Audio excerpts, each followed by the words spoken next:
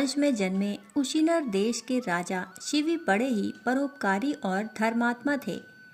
जो भी याचक उनके द्वार जाता कभी खाली हाथ नहीं लौटता था। प्राणी मात्र के प्रति राजा शिवी का बड़ा ही स्नेह था, अतः उनके राज्य में हमेशा सुख शांति और स्नेह का वातावरण बना रहता। राजा शिवी हमेशा ईश्वर की भक्ति में लीन रहते। राजा शिवी की परोपकारशीलता और त्याग वृत्ति के चर्चे स्वर्ग लोक तक प्रसिद्ध थे। देवताओं के मुख से राजा शिवी की इस प्रसिद्धि के बारे में सुनकर इंद्र और अग्नि को विश्वास न हुआ, अतः उन्होंने उसी नरेश की परीक्षा करने की ठानी और एक युक्ति निकाली।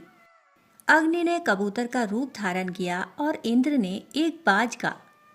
दोनों उड़ते उड़ते राजा शिवी के राज्य पहुंचे। उस समय राजा शिवी एक धार्मिक यज्ञ का अनुष्ठान कर रहे थे। कबूतर उड़ते उड़ते आर्तनाद करता हुआ राजा शिवी की गोद में आ गिरा और मनुष्य की भाषा में बोला, राजन, मैं आपकी शरण आया हूँ, मेरी रक्षा कीजिए। थोड़ी ही देर में कबूतर के पीछे पीछे बाज भी वहां आ पहुंचा और बोला, राजन, निसंदेह आप धर्मात्मा और परोपकारी राजा हैं। आप कृतघ्न को धन से, झूठ को सत्य से, निर्दयी को क्षमा से और क्रूर को साधुता से जीत लेते हैं। इसलिए आपका कोई शत्रु नहीं और आप अजात शत्रु नाम से प्रसिद्ध हैं। आप अपकार करने वाले का भी उपकार करते हैं। आप दोष खोजने वालों में भी गुण खोजते हैं। ऐसे महान होकर आप यह क्या कर रहे हैं? मैं क्षुधा से व्याकुल होकर भोजन की तलाश में भटक रहा था। तभी संयोग से मुझे यह पक्षी मिला और आप इसे शरण दे रहे हैं। यह आप अधर्म कर रहे हैं। कृपा करके यह कबूतर मुझे दे दीजिए, यह मेरा भोजन है। इतने में कबूतर बोला, शरणार्थी की प्राण रक्षा करना आपका धर्म है, अतः आप इस बाज की बात मत मानिए। यह दुष्ट बाज मुझे मार डालेगा। दोनों की बात सुनकर राजा शिवी बाज से बोले, हे बाज, यह कबूतर तुम्हारे भय से भयभीत होकर मेरी शरण आया है, अतः यह मेरा शरणार्थी है। मैं अपनी शरण आए शरणार्थी का त्याग कैसे कर सकता हूँ? जैसे हमें अपने प्राण प्यारे हैं, वैसे ही सभी जीवों को अपने प्राण प्यारे हैं। समर्थ और बुद्धिमान मनुष्यों को चाहिए कि असमर्थ व मृत्यु भय से भयभीत जीवों की रक्षा करें। अतः हे बाज, मृत्यु के भय से भयभीत यह कबूतर मैं तुझे नहीं दे सकता। इसके बदले तुम जो चाहो खाने के लिए मांग सकते हो। मैं तुम्हें वह अभीष्ट वस्तु देने को तैयार हूँ। तब बाज बोला, हे राजन, मैं क्षुधा से पीड़ित हूँ। आप तो जानते ही हैं, भोजन से ही जीव उत्पन्न होता है और बढ़ता है। यदि मैं क्षुधा से मरता हूँ तो मेरे बच्चे भी मर जाएंगे। आपके एक कबूतर को बचाने से कई जीवों के प्राण जाने की संभावना है। हे राजन, आप ऐसे कैसे धर्म का अनुसरण कर रहे हैं जो अधर्म को जन्म देने वाला है? बुद्धिमान मनुष्य उसी धर्म का अनुसरण करते हैं जो दूसरे धर्म का हनन ना करे।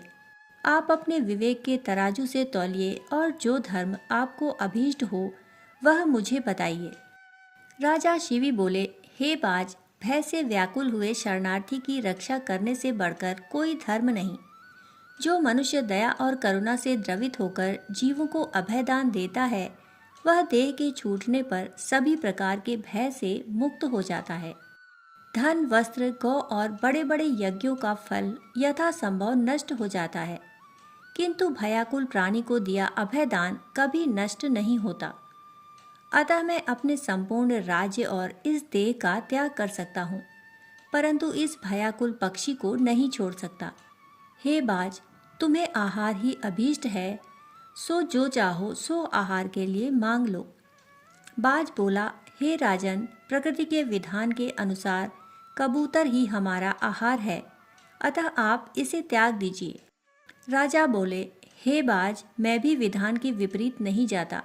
शास्त्र कहता है दया धर्म का मूल है, परोपकार पुण्य है और दूसरों को पीड़ा देना पाप है।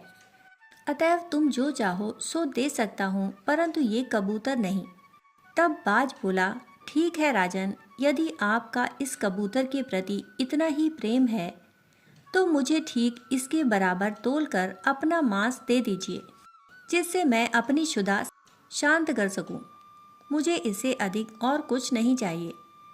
प्रसन्न होते हुए राजा शिवी बोले, हे बाज, तुम जितना चाहो उतना मांस मैं देने को तैयार हूँ। यदि यह क्षणभंगुर देह धर्म के काम ना आ सके तो इसका होना व्यर्थ है।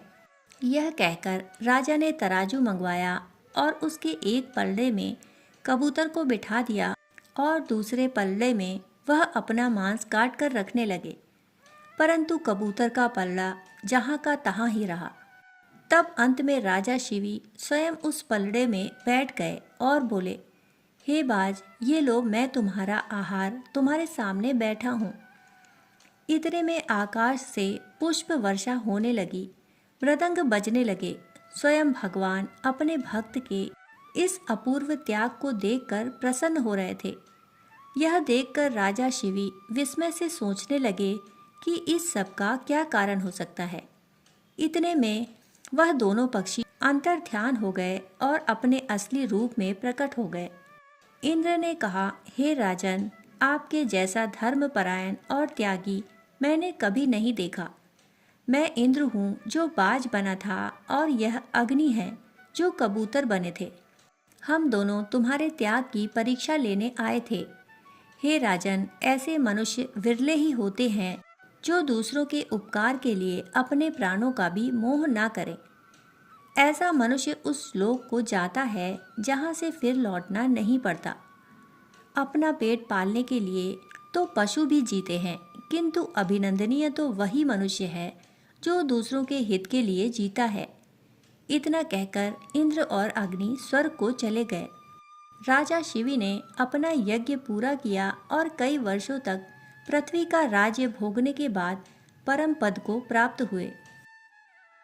दोस्तों, कहानी सुनने के लिए आप सभी का बहुत बहुत आभार। फिर मिलते हैं ऐसी ही कहानी के साथ। तब तक के लिए धन्यवाद।